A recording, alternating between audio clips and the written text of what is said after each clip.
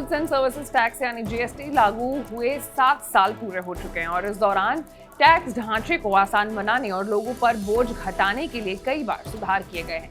अब वित्त मंत्री निर्मला सीतारमण ने एक और बड़ा कदम उठाते हुए घोषणा की है कि जीएसटी के मौजूदा 4 स्लैब 5%, 12%, 18% और 28% को घटाकर के सिर्फ 2 स्लैब में बदल दिया गया है। अब केवल 5% और 18% की दरें लागू होंगी। लेकिन सवाल है कि जीएसटी की दरें कम करने से सरकार को कितना नुकसान होगा। तो आज एक्सप्लेन बाय एबीपी लाइव में हम चर्चा उसी मुद्दे पर करेंगे। नमस्कार, मैं हूं आपके साथ आशीष सिंह आनंद।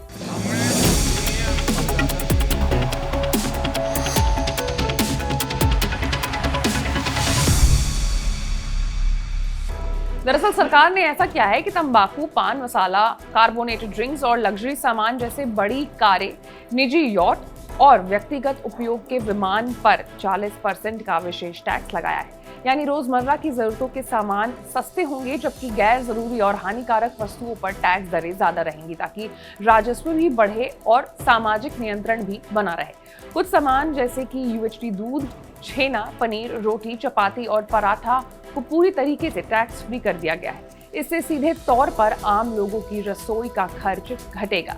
नई दरें 22 सितंबर से लागू होंगी। केवल तंबाकू उत्पादों पर अलग व्यवस्था बाद में लागू होगी। सीतारमण के अनुसार जीएसटी 2.0 का मकसद टैक्स प्रणाली को आसान बनाना, छोटे उद्योगों को बढ़ावा देना और उपभोक्ताओं पर बोझ कम करना है। इसके अलावा इन्वर्टेड ड्यूटी स्ट्रक्चर जैसे समस्या को खत्म करना भी इसका लक्ष्य है। ये स्थिति तब होती है जब किसी उत्पाद के निर्माण में इस्तेमाल होने वाले कच्चे माल पर जीएसटी की दर तैयार माल से अधिक होती है। इससे उत्पादक को ज्यादा टैक्स चुकाना पड़ता है, लेकिन तैयार माल बेचने पर उसे कम इनपुट टैक्स क्रेडिट मिलता है। इससे उत्पादन महंगा होता है और उद्योग को नुकसान पहुंचता है। नई दरों से रोजमर्रा का सामान, खाद्य उत्पाद और छोटी गाड़ियां सस्ती हो जाएंगी। स्वास्थ्य बीमा पर भी बड़ा फैसला लिया गया है। पहले व्यक्तिगत, परिवार और बुजुर्गों के लिए बीमा पॉलिसी पर 18% टैक्स लगता था, जिसे अब हटा दिया गया है। इससे बीमा सस्ता होगा और अधिक लोग इसे ले सकेंगे।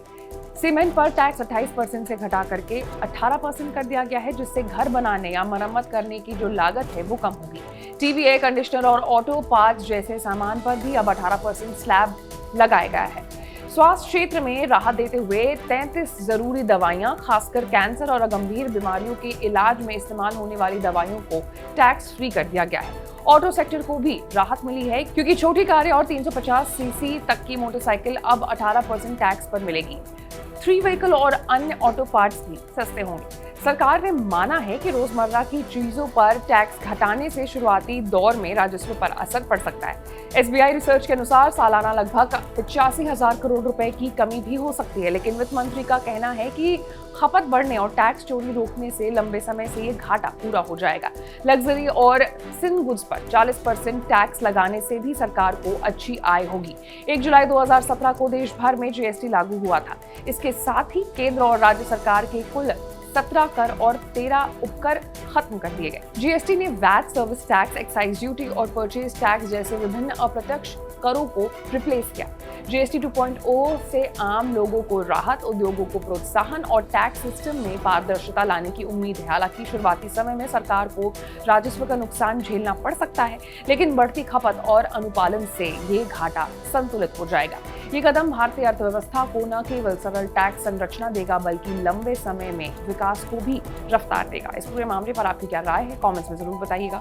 मैं थी आपके साथ आशीष सिंह आनंद।